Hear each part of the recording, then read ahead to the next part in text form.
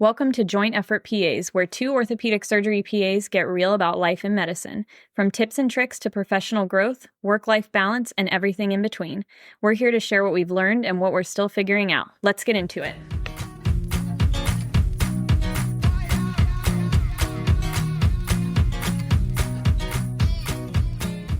This is not light banter. No, it's not light banter. I'm sweating. Okay. Do we just start? Yes. Yes. We're back. What a week. I do think, because it has been rebound versus debound, I think it was a rebound week for me. Well, like in a weird way. That's good. I really enjoyed the week because I like chaos. It was a chaotic much week. Like your cereal. Yeah. In the car. Oh my God. Yes. You see that? Yeah, this was, so we'll start with a week recap. This week was trying, very trying, at least on my end. Had a lot of stuff that just didn't go according to plan this week. I learned that although I would categorize myself as a direct communicator, I was told it was not direct enough. So again, more direct now? I'm going to be more direct now. I also don't think that was the issue, but I'm being open-minded. But even if that wasn't the issue, you now become more direct. Oh, I'll be more direct. I'll be direct. I'll be direct right in your fucking forehead. I will show you. I will be so direct. Show you direct. I will show you direct. Yeah. So yeah, it was a little bit of a trying week. We had a lot of variables, a lot of things up in the air. I thought I had handled everything, and then something else happened where it wasn't handled. So it was a little bit stressful, but all ended well, I suppose. But yeah, all ended well. Good cases this week. Clinic was full. I did a couple training stuff with a physical therapist, and then we had a student with us this week. So it was full. What about you? Love that. Yeah. What a wild ride this week was. It was good. A lot of new things. Had a busy Monday, and I constantly feel like certain aspects of medicine and office mechanics are out to get me. Mm-hmm. Yeah. You feel the same way too. Yeah. But I will only briefly touch on it. If everybody is not trying hard and working together, the system fails, and it comes back on the person who, on me or you. Yeah. And it's just not fair. I can try as hard as I can, and if somebody in the background is trying to screw me over, yeah. But it's funny that you say it like that, because I don't think someone's trying to screw you over, but it doesn't feel like any other way. Yeah, it feels like personal. That. I felt screwed over 100 times this week.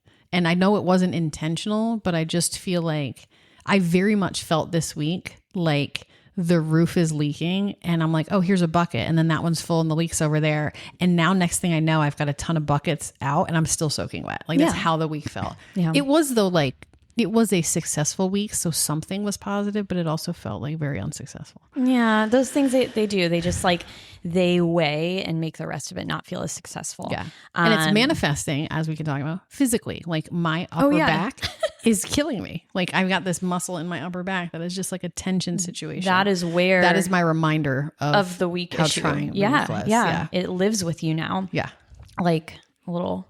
Like a parasite. Like a parasite. Just lives, it becomes part of you. So yeah, that Tuesday we had this really grand plan that was mapped out for weeks on how to flip rooms with one of the other surgeons here, and had everything beautifully drawn out and curated for the day. And something went not according to plan. Actually, not even on our end. I know, I heard about that. Yeah, and it just all fell apart very quickly. But the paper plan, your outline was beautiful. The outline was it should have gone very well, but it didn't. Yeah, my doc was very proud of the outline and very excited to see it become successful. And yeah, it was not, we were not the reason it was not successful, but things happen, whatever. I'll leave it at that. Yeah.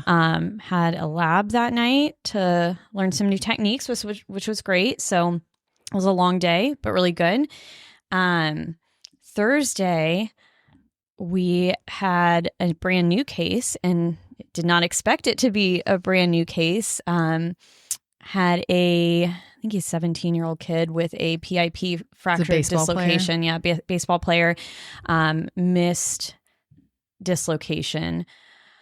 So those are complex injuries. I think, when you start out from school, finger injuries are like simple. You don't really like touch on that kind of stuff in school.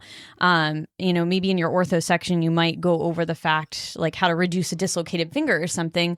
But finger injuries can be very simple to deal with, and you buddy tape them and you're on your way and you're good to go. But very small subtleties can make it not that very quickly. Tragic, especially in a kid. Yeah. And so this one was, the doc I work with saw the patient back for his urgent care follow-up, and the finger was not reduced. We got a CT scan to see how much of the joint surface is affected, because that's how you plan what you're going to do with it. We looked at the CT scan, and it looked like a very small portion, which means that should be easy. You can repair that little piece and then reduce it, splint it, probably be good to go. Whereas the typical recommendations for somebody that age, if it's a very large defect in the joint, is to do this whole other type of procedure that we really don't do often, was the word I used. Or haven't done on all. a human being. Yeah, at all. So it was interesting because actually towards the middle of the case, we got in, opened things up, much worse than what the CT scan shows, and had to make the call in the middle of it, do we try to do this? So my doc scrubs out, goes to talk to the dad, sees if he wants us to try to do this or, not basically. Yeah. Or abort and then have another surgery somewhere else. Yeah. So, as he's doing that, like the anesthesiologist, the nurse are talking to me. They're like, so like, what's going on? Like, what are the options here? And I'm explaining to them. And I say to the anesthesiologist, I was like, yeah, like we just, he's talking to him because we don't really do this procedure a lot. And so I asked the rep that's standing next to me, I'm like, hey, can you like pull up this technique guide for me to look at real quick? So she pulls it up on her phone. I'm like looking through it real quick. Anyway, the dad says he wants us to do it. We do. It actually went really well. Like I was impressed in that moment. That was for me a fun, satisfying moment because we got to work on something that one is a new technique and it wasn't expected. And it, like those things are, I don't want to use the word fun because like, obviously this wasn't an ideal situation for this kid, but, we're expanding our repertoire and, I like the energy of those situations, so to speak. Anyway, after the case, the anesthesiologist was like, oh, that went pretty well if you guys don't do that often. I was like, just so you know, when I said not often, what I actually meant was ever. Yeah, so that was the first time and you were here for that. Yeah, it's called a hemi-hammy. It's very interesting. So you have to basically measure out a portion of the hamate bone that will match the defect that you have created in the PIP joint, and you screw that piece in, and it's really cool. You're basically like transplanting a piece of joint surface from one area to another. So we'll see him back this week, and I'm really excited about it. We did very similarly, but it wasn't an autograft, it was an allograft. We had a patient Tuesday that had multiple dislocations of the shoulder, so their glenoid had lost 25% of the bone, right? So normally it's anterior inferior. So instead of being like a oval shaped glenoid, it wasn't. It was like oval, and then there was like something missing at the bottom. So we took a cadaver tibia, distal tibia, and again turned it upside down, and the articular surface of the tibia fits perfectly on the humeral head. Yeah. So we took part of that tibia, cut out a piece of that, and then screwed it to the glenoid to give this guy an actual, anatomic glenoid. Now, all good things, right? Yeah. So the night before, the rep sent me the video because we did them like 3 years ago. And he's like, hey, here's the video. I was like, oh, I'll watch it later. So I go to pull it up later, like 10 o'clock later. And it's an educational PowerPoint. It has nothing to do with the technique. So I was like, oh, okay. Yeah. So I go to look up the technique and I'm like, all right, this is coming back. Right. So I look at it and I tell him the next day and I'm like, hey, you sent me the wrong video. Like I looked up another one. He's like, oh yeah, that one's outdated. So let's look up another one. Oh, okay, cool. Little stressful day of. So we get into the OR. And the doc says to me like, hey, you're cool to do the graft. Like, I'll just do the exposure. I was like, yeah, fine. So I pull out the graft, workstation, take the allograft tibia, put it on the little spike thing. And then I go to tighten everything. And one of the sliding boards was not moving. So I'm like in there, I got double gloves and I'm like, I cannot loosen it. And the rep's like, you're turning it the right way. Yeah, fucking turning it the right way. Right. So I'm like, oh, turn it right, turn it left. It's not fucking moving. Like I've tried both ways. Yeah. So then I get a mallet. So I'm hitting it with the mallet and it's not. And I'm like, I can hit this really hard. So the doc comes over and he's like, what's going on? I'm like, hey, can you loosen this? So he takes like 2 swings of the mallet and it breaks. It just breaks. Right. So they were like, well, we don't have another tray here. So now as I'm doing all this sawing to make this little piece, everything's moving. So I'm like sweating. Yeah. I hate those. Yeah. So it all ended well. But again, it was just like so unnecessary that it was a, inferior working craft station. Right. And you've got the 3 reps looking over like, what are you going to do now? Like, what the fuck am I going to do now? I'm just going to fucking figure it out. Thank you for no advice. You know what I mean? But anyway, that was like the start of the week. And then we had a second revision to a revision of a rotator cuff. And then we had another revision. And then the last case, the doc was like, man, I'm tired, like mentally, physically. Yeah. He says to me, he goes, what's the deal with this next case? I was like, her BMI is 55 and she has HIV, so we have to wear togas. And he was like, are you fucking kidding me? Just quietly under my breath. I know. I was like, it's going to be fine. It's going to be fine. Yeah. But that's like, it was just like the theme of the week. It was just all the things. But like we've talked about before, I mean, like learning new techniques together, like watching your doc learn and figure out new stuff is like, I don't know, very satisfying, very rewarding. Yeah. But especially when it grows great. Yeah. And I made your doc show me the x-rays from his. Yeah. And it's like, that's how it should work. Yes. Yeah. So it looks so good. Satisfying at the end. It does. It looks really good. Even our guy was super satisfying. But of course, the next day I'm like, can you call that patient, make sure he's doing okay? Because it's so invasive. I wanted to say to him like midway through, I'm like, God, are you sure you're not like, what's the term when like somebody is, why can't I think of this term? Like if, is it in poker or pool when like you're actually really good and you tell somebody you're not so that you beat them? What is the word? Your poker face, right? No, like, you're basically playing someone. You're like, oh, I'm not that good, but actually, like, I know exactly what I'm doing. You're like, are you sure you haven't done this before? Yeah, what is that called? Yeah, no, there's a word for it. God, I'll think of it. I'll think of it in the shower tonight. Tonight when you're sleeping. Yeah, exactly. Or when I'm sleeping, when all good ideas come to you. Yeah. So yeah, good week in many ways, and then in some ways not so much. But you take the good with the bad, and I don't know.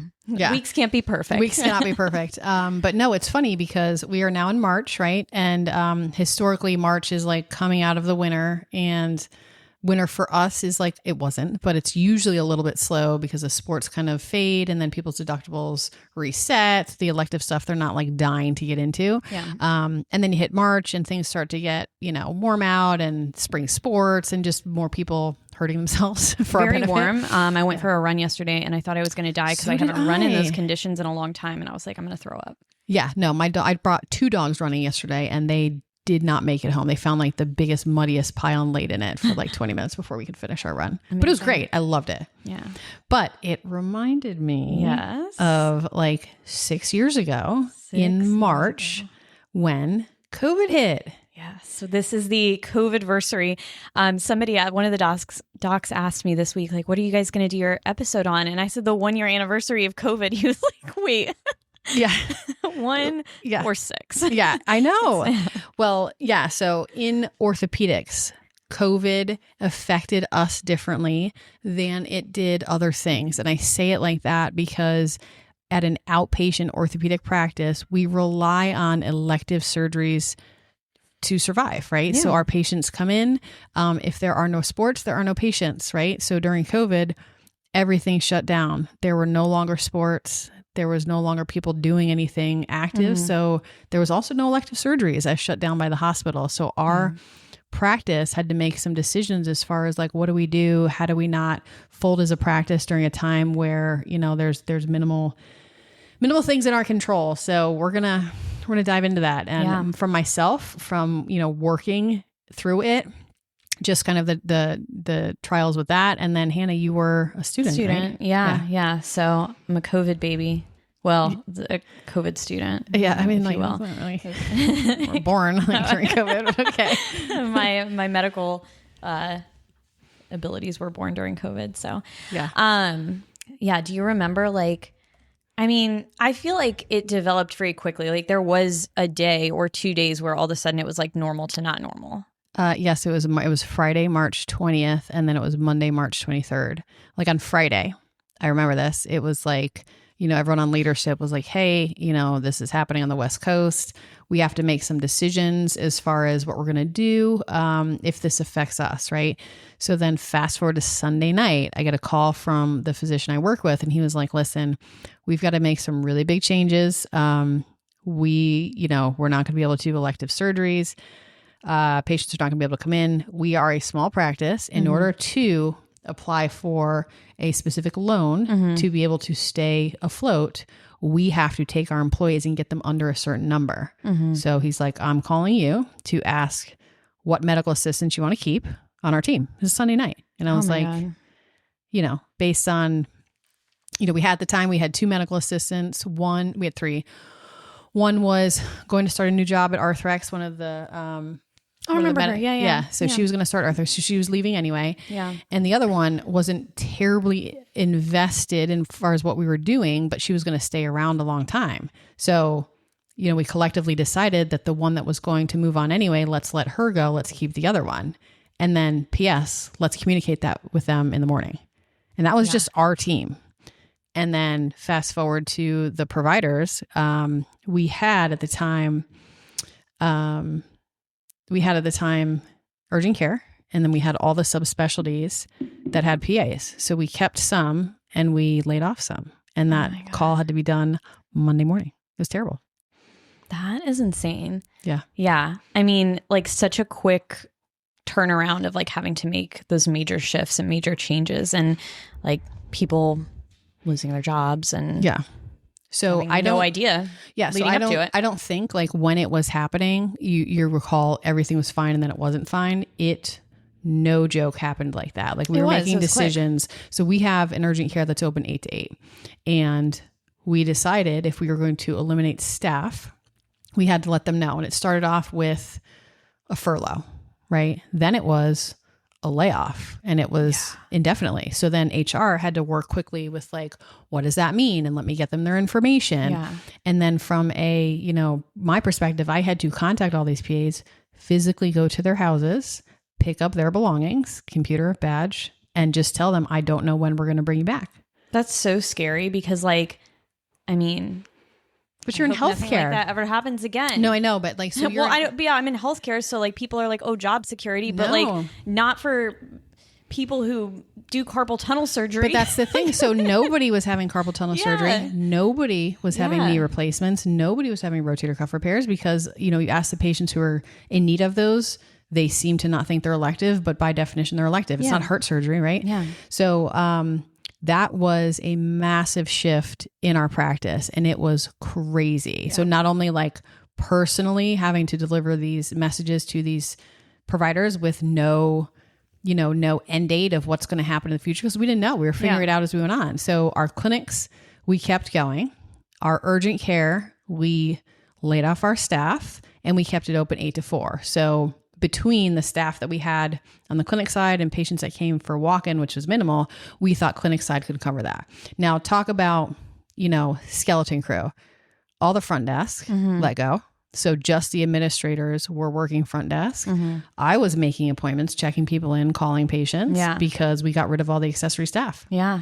So, and you're probably mostly at this point just seeing like a lot of post-op patients because there's not a lot of like new consults coming in. Right. Like what do you do in those instances if somebody comes in and I know sports really aren't happening, but like what if somebody came in and you're like, oh, I think you have an ACL tear. Like, are you still going to get the MRI? You can't do elective surgery now. Like what do you do? No, we would treat them appropriately. You'd still get the MRI. You would still do physical therapy, but we're talking, can you touch a patient in physical therapy? And if you can, how close can the next patient be to you? Because if you remember, all the guidelines were 6 feet, right? Yeah. So implication of masks in clinic, implication of gloves for everybody, patients not wanting to come in. So, a lot of stuff to telemedicine. Yeah. Ortho, a lot of stuff to unpack, but for you in school, right? Yeah. So were you in clinicals or not? I was in clinicals. I was in my second rotation. It was general surgery. And I, like the early parts of it, I remember, so I had just finished my internal medicine rotation and one of the internal med docs, I was over in Charlotte, had actually just had family in China and had traveled back from there and like wasn't allowed to come back to work because things were starting to happen. Yeah. And I was like, oh, that's interesting.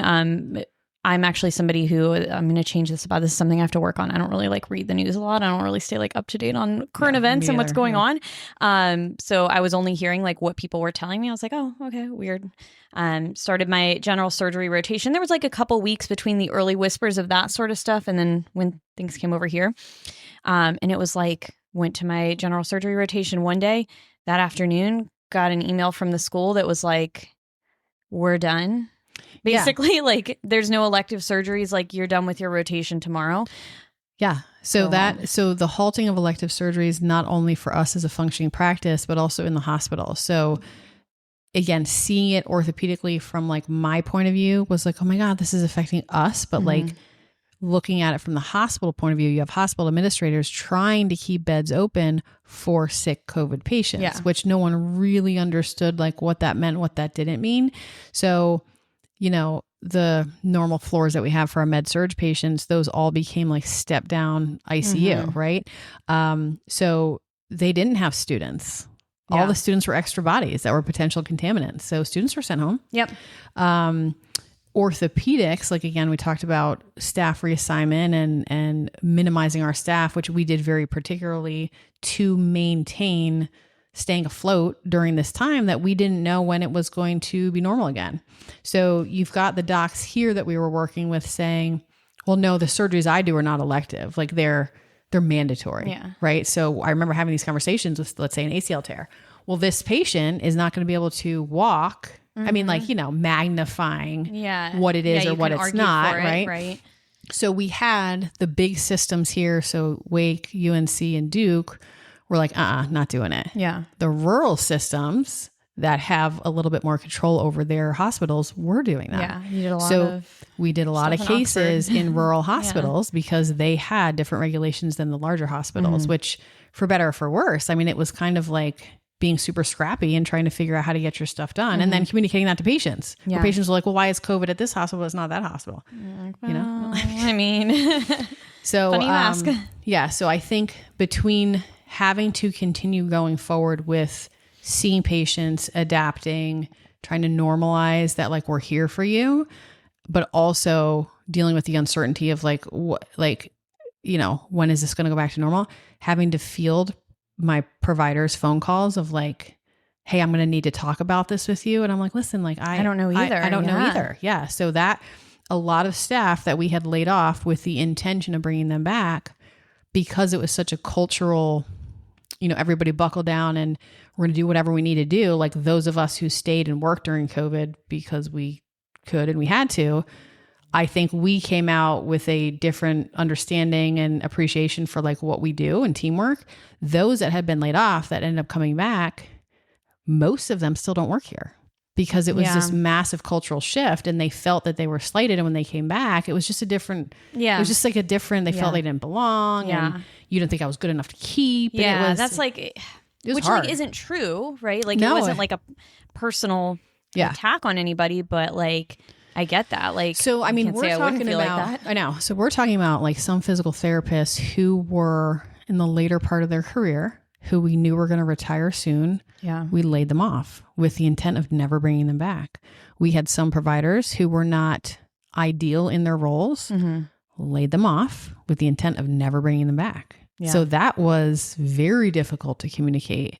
From, again, a personal standpoint, but also from an HR standpoint. Yeah. So it was a convenience of sorts, but also would have never happened had we not been faced with certain restrictions forced to, basically, that we were not in control of. Yeah.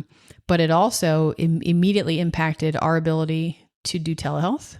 Yeah. So telehealth is a thing, right? So our EMR now has a FaceTime venue that you can do like a secure visit that we would do a lot with patients. Yeah. And that was for patients who didn't need to come in, who didn't want to have injections. So we started doing a lot of telehealth. Yeah. Telehealth is hard in orthopedics. It is hard in orthopedics, especially if you want an injection. So often like have patients request telehealth visits and I'm like, well, like, sure. But like, how do I touch your hand? Yeah. Yeah. So you can hold it up to the screen, but I don't know. So by June 1st, okay, so March 23rd, we had limited staff through March, through April, through May. By June 1st, we opened up urgent care back to 8 to 8 Monday through Friday, but minimize the weekends in order to have that work. And again, you're playing with the balance of don't bring all the staff back because we're not bringing any money into the practice, but let's make ourselves available, like riding that line.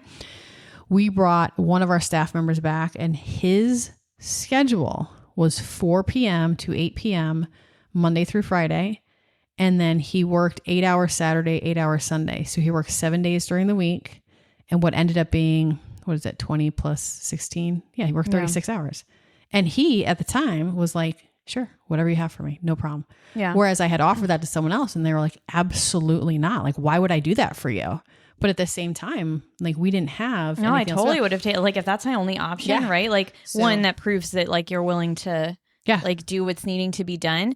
But also like, God, I was bored during COVID. Yeah, like, so I'll work 7 days a week for those weird hours. Sure. So one of the PAs that worked on my team, again, we didn't need another PA because we were rarely seeing any patients.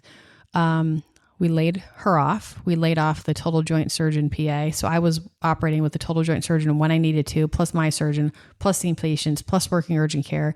So the PA at the time who I had laid off, who we were invested in at the time, I was like, listen, you got to hang in there for 6 weeks. We'll be in phase 2 in 6 weeks, ideally. So I paid her to like nanny my kids. I was like, I will give you some sort of income, just, to do whatever. But yeah, she did that for a little bit. My kids continue to tell me how she would text and drive, but whatever. So, wait. Yeah. Okay.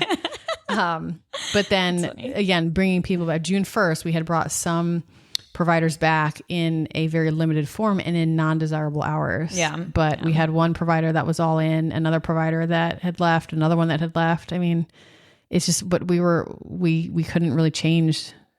We couldn't really change anything, unfortunately. Now, interviewing for all those people that had left when we were ready to fully staff was not until, I think, October and November. And when I was interviewing, it was new grads who had done their second part of clinicals, not stepping in a hospital. Mm-hmm. So me. So the provider I have on my team and then one of them in urgent care, they both interviewed at the same time. They've been here now for 5 years. It'll be 6 years this year. Yeah. And I remember them telling me, I did my surgery rotation virtually. You're like, ooh, interesting. How does that work? That's what I'm saying. But the quality of providers that, you had gotten after that was just so different. Now, pair that in the PA world with this kind of cultural shift we kept the providers that were talented in multiple things, right? So if I just had, no offense, let's say I just had a carpal tunnel PA who couldn't do anything else, I'm gonna lay that one off. Oh my God.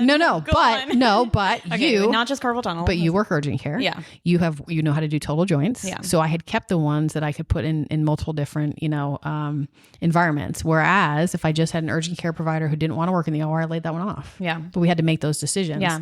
Be versatile is. I know. And that's what I, right? It is the moral of the story. If we ever have another layoff like that, you have to make yourself worth keeping. I freaking hope not. I mean, and this is like, when we talk about COVID stuff, like I get a little bit of imposter syndrome almost and I mean, like being in PA school during it, I was exposed to definitely more of like the actual COVID stuff and like general medicine side of things. But still, like I remember having family members and like friends and stuff being like, oh my God, like good for you. You're doing amazing things out there. I'm like, I'm not doing anything. Okay. Like I'm not, intubating people and all, PPE'd out and saving lives out here. I'm just like showing up to the hospital, standing far away from people and like looking at x-rays. But I will tell you though, I mean, during COVID, the exposure that we did have in the hospitals, there were some sick patients and geographically, I grew up in Connecticut and I have family up there. So those that had either been in PA school that were working in New York City, a lot of the people who work in New York City commute outside. So the spread of COVID in New York City to the surrounding areas was ridiculous. So like my brother who was in Connecticut, they all worked remote. And again, he's not healthcare, wouldn't leave the house. everyone who had COVID either died or was in the hospital. Yeah. And that was just not the story that you heard in North Carolina, let alone Florida or Texas, right? Right. So everybody experienced COVID differently as far as like how serious they thought it was based on their own anecdotal stories. So you also had providers who didn't want to come to work because they were afraid of the exposure to then bring it home, right? So we have some female providers who had just had a baby, right? Yeah. And they're like, well, I don't really want to expose myself during the day to then come home. Yeah. I had a nanny that we hired. Who was terrible. And my kids were all home, right? So they had to homeschool. And I had at the time, I think like a 5th grader, 3rd grader, and a kindergartner. All had to be on the computer with zero supervision. So I hired a nanny to watch them. The nanny came over, and apparently, according to the kids, didn't really do anything. My daughter... Man, your kids like to tell on people. They do. Yeah, I will continue to tell them to. So my daughter had a neighbor down the road who wanted her to come over. And I don't like this neighbor. I don't like the neighbor's mom. So I told them, no, just tell them we had COVID, right? So the babysitter brings the kids to the park. And again, the parks were... You can only go on this thing if there's one other kid 6 feet away. So if there's like limited kids at the park. So the babysitter takes kids to the park. They happen to see the neighbor there. And the neighbor's mom says, oh my God, are you guys okay? You just got over COVID.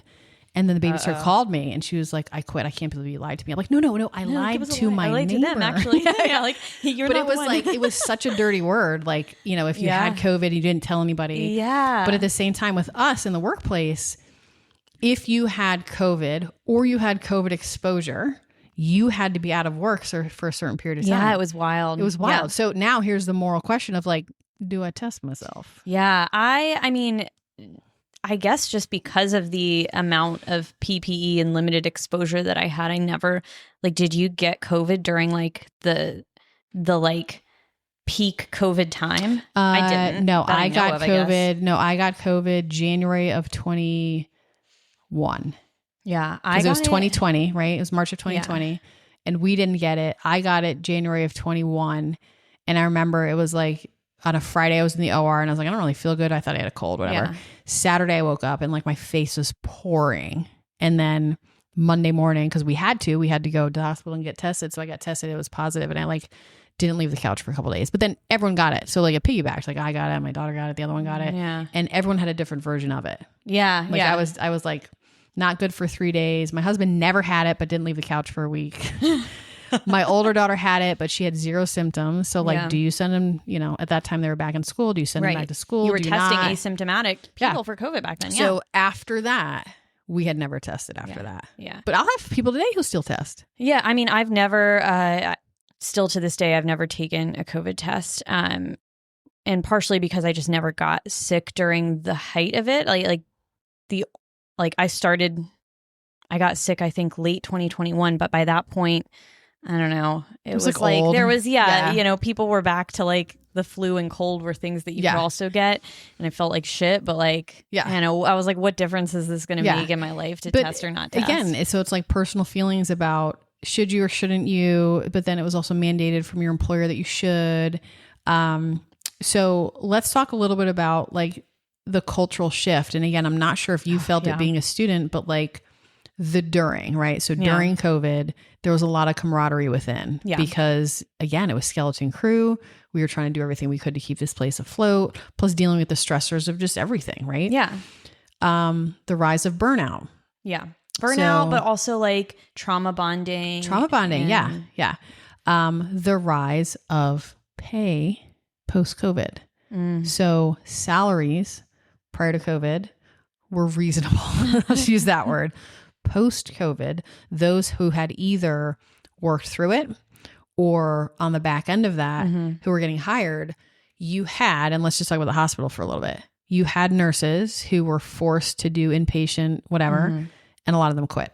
Yeah. So then that opened up the window for travel nurses. Now, travel nurses are those that can get, I'm going to make up a number, time and a half, double, I don't know.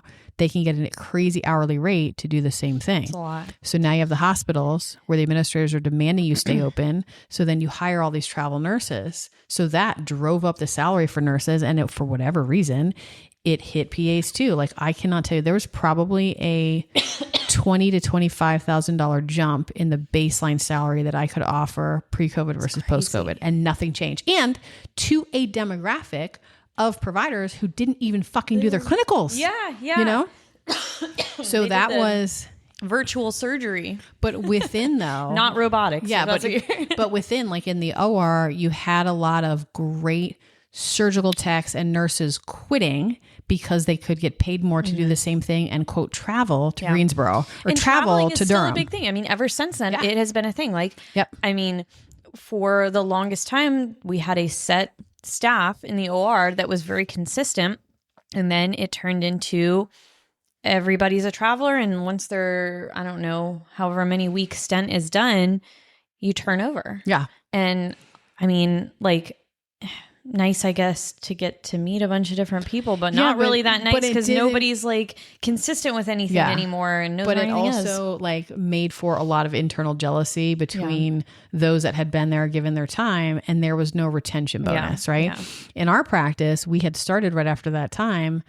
We hadn't really done any retention bonuses, but like hiring bonuses. We started doing that too, because you now had a population of a lot of people who were quitting, right? Mm-hmm. And now we want them to come back. So I have to pay more to get them back. Yeah. It's insane. So I guess what is that? Demand is high, but population like supply low. and demand. Yeah, exactly. Principles. And I started right after COVID, I guess. Yeah. Because the doc I work with, he started like sometime in 2020, I think, right? Yep. And then I graduated in 2021. Masks were still on. Masks were still a thing. Yeah. But again, it was like internally, like, should you or shouldn't you? It also, though, was the rise of people saying, quote, I don't feel comfortable with that. Mm-hmm. Or I'm not going to do that. Or I had a couple of people I had to take off we have like a weekly phone rotational, people take call. Yeah. It's not good for my mental health. Oh, okay. Oh, yeah. Yeah. Yeah. I had a lot of people through that time. This isn't me like, dissing on anybody's mental health or whatever, but it's like part of the job, and like, God, I know, please. But we were in a time where you can't really say, no, I'm going to need you to do that, because their opportunity was to then leave. And are we back in that time yet? Or is did we ever shift? No, I think it just allowed for that to be said and then accepted. Not that I don't think mental health is not a thing, but I don't think it's an excuse for a lot of things, right? Yeah, whereas you can't then overutilize you can't overutilize. You can't be the boy who cried wolf with your stuff. So that, like, again, the culture shift during, the culture shift after, I think the salaries increased. I think a lot of providers that we had brought back eventually, and I can't remember to tell you when, it's probably 6 months later, they were like, no, thank you. Move on to something else. Like, you did not appreciate me, therefore I'm not coming back. So it was a big turnover time for us too, which sucks. Yeah. But allowed me to swoop on in. It did. Now, the shift in outpatient surgery. So prior to COVID, total knees were inpatient. Yeah. To get total knees and total hips and total shoulders, well, not shoulders, back on the schedule, they are now all outpatient. And I don't know if you remember that when you were a medical assistant here or not, but everybody stayed overnight. Nobody went home after a total. Yeah. But post-COVID, that is the norm. Because you couldn't like be taking the room. You don't want to be taking a bed. Yeah. So it really shifted our ability to do these outpatient. We now do these routinely at our surgery center, which I would say prior to 2020, we did not. Thing, we had COVID tested. There was a period of time where we COVID tested all of our patients 2 weeks prior to surgery. And if they were positive, even if it was asymptomatic, we had to cancel them. Now that's not a thing. And they canceled, or they would test right before too. Yeah. We had a COVID OR room where the ventilation was different than the other OR. Like that's not a thing anymore. Yeah. I think surgery centers became more of a thing because you wanted to stay away from the inpatient centers. We utilized our rural hospitals more so. Yeah. I don't think there's a lot of infection protocols that have changed. I mean, at the time it was like a lot of pre-screening. Now, I mean, that has fallen by the wayside. Yeah. I think if someone has a positive COVID test, everyone's like, okay, Yeah. Yeah. Like, I mean, we don't really utilize that at all anymore in decision making.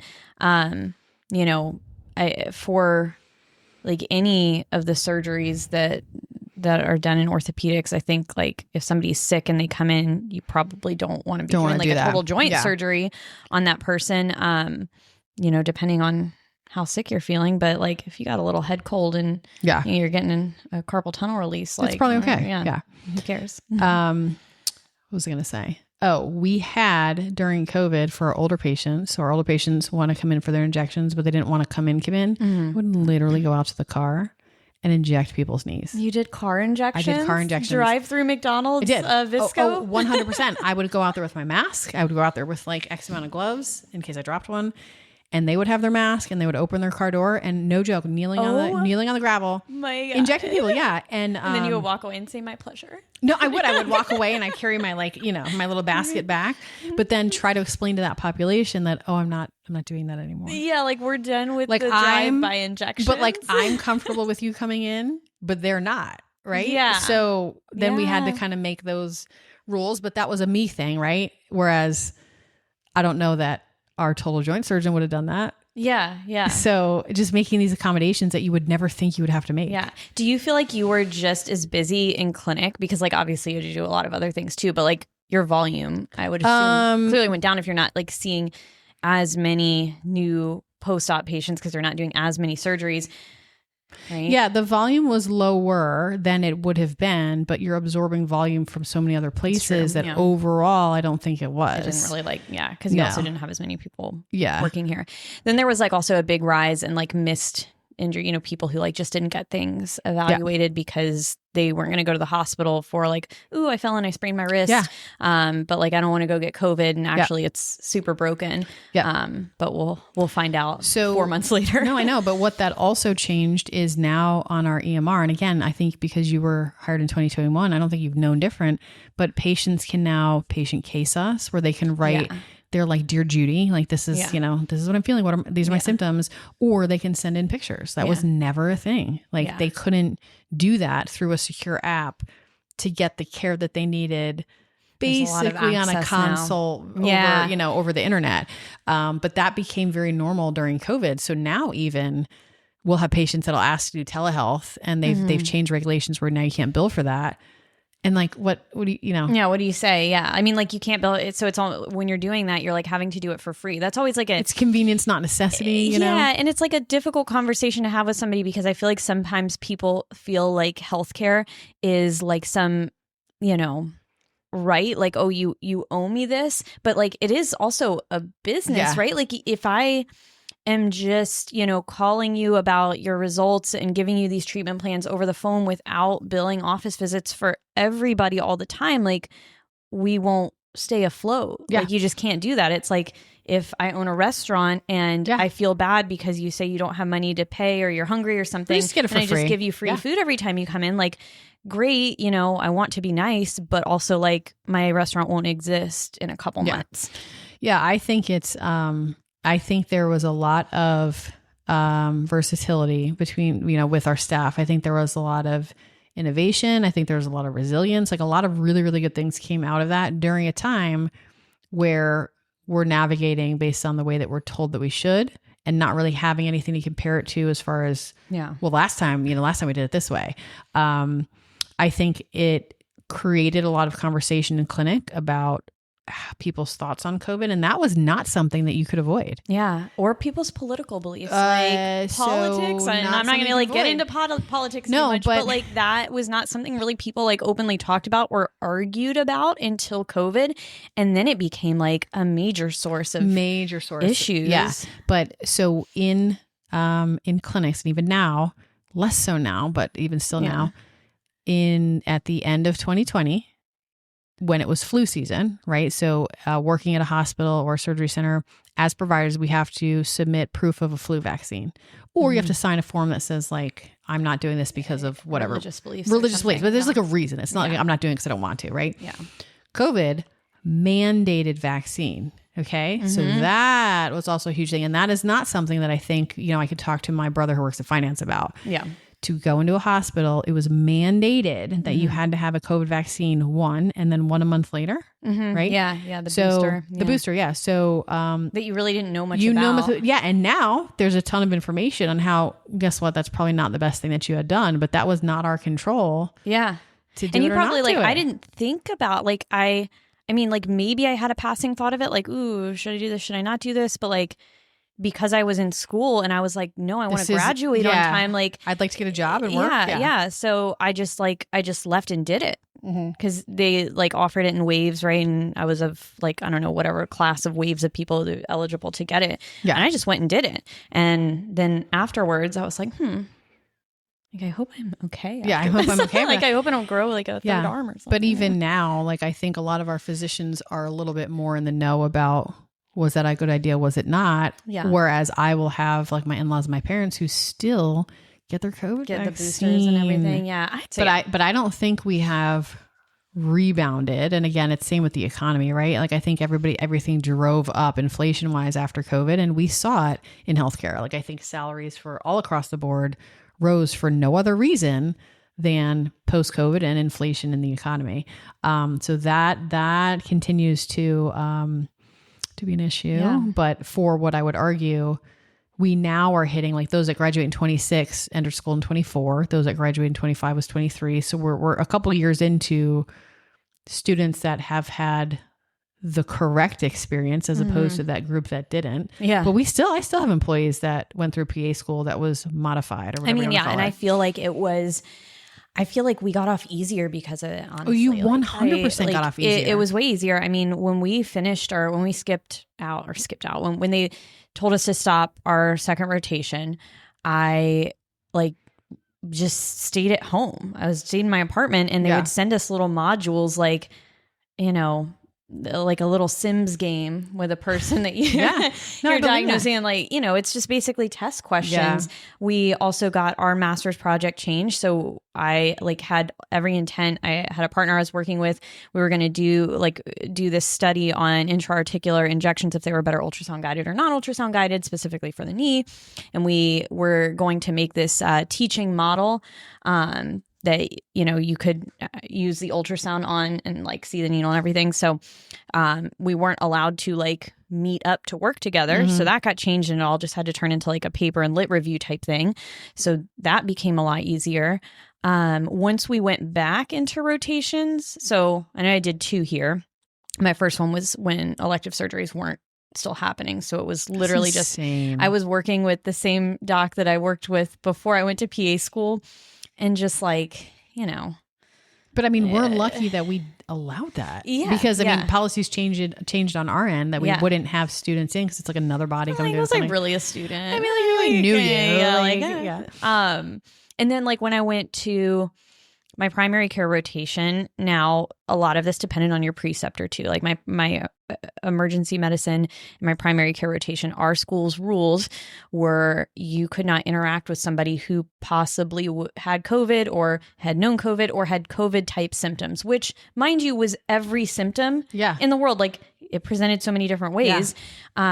So in the ER, depending on what provider I was with, like I would go a whole shift and they're like, well, you probably shouldn't see this patient, or you're not allowed to come in here, that were very like by the rules with it. Yeah. And then there was some that were like, all right, you're going to graduate in a year and like be expected to know this stuff. So like we're just going to do this, you know?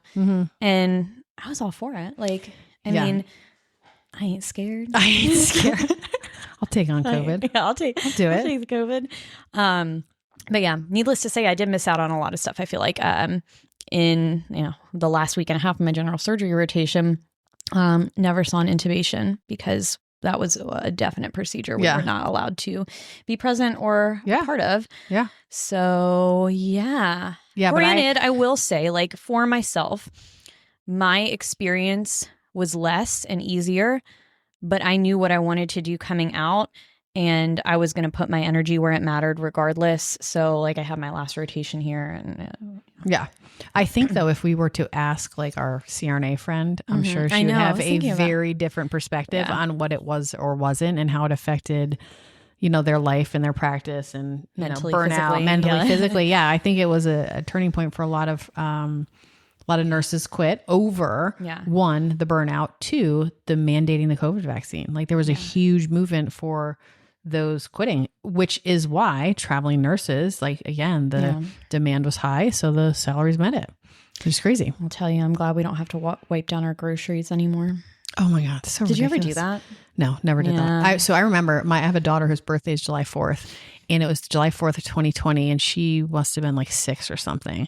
So we're like, it's the summer. We'll have a 4th of July, our barbecue. It's outside, right? My brother came down from Connecticut, which again, they experienced COVID very, very differently up there, especially in the winter. Like in March for them was still winter, right? So we rented a boat the 3rd or something like that. And I remember the guy came down to like, show us how to use a boat, whatever. And we're all standing on a dock, like literally 5-6 feet apart from each other. And the guy came down and my brother was like, I cannot believe he did not have a mask on. And we were all like, what are you talking about? Like, I remember he was appalled. He was appalled that like someone would come into his space in the outdoors, because in Connecticut, it was like unheard of. Like you did not go into the grocery store. You did not go anywhere without, gloves, mask, wiping down your food or whatever. I think it was a little looser down here than it was nationally. It was a little bit looser. I mean, you could definitely it was mandated for the grocery stores, right? You would like go in and there's signs all over the doors. And I think like depending on where you went, somebody would call you out if you were not. Yeah. I'm very middle ground about a lot of these things. Like if there's a rule, I'm going to follow the rule because I don't want to like offend anybody and I don't want anybody to feel uncomfortable, whatever. So like I'm going to wear the mask. And I mean, there's definitely some instances though where still to this day I'm like, it's interesting when people are like wearing them jogging by themselves. So we did. Still, so I coached the kids playing soccer, and they were playing soccer with a mask on in the summer. Sounds awful. It was awful. God. But even like wearing it on your chin, they're like, pull your mask up. I'm like, get out of here, pull your mask up. Yeah. So it's just, I mean, it's a crazy time, one in general, two in healthcare. But I think overall, I think COVID affected us, at least us like skeleton crew internally, that, I think we all kind of rose to the occasion. A lot of bridges were burned, not intentionally, but that also was kind of heartbreaking that had happened. But again, opens, new doors for new staff and new opportunities. But that was crazy. I hope we never go through something I was like that going to say crazy times, but never again. No, thank you. Never again. No, thank you. Yeah. Yeah. Well, yeah. But anyway. So that was our anniversary That episode. Our 1 year COVID anniversary. My 1 year COVID anniversary. Yeah. Oh my God. Yeah. Yep. Well, till next time, I guess. Till next time. Yeah. Hopefully it's a better week next week. Yeah. No, it will be a better week next week. I always say that with the intention that things will be. But what are you talking about next week? And things that keep you awake at night? Oh my God. Maybe? Yeah. Yeah. Well, and we need a guest again. We do need to find our guest. We do. We got a lot of stuff to talk about, but a guest would be timely next week. So, okay. Right. Bye.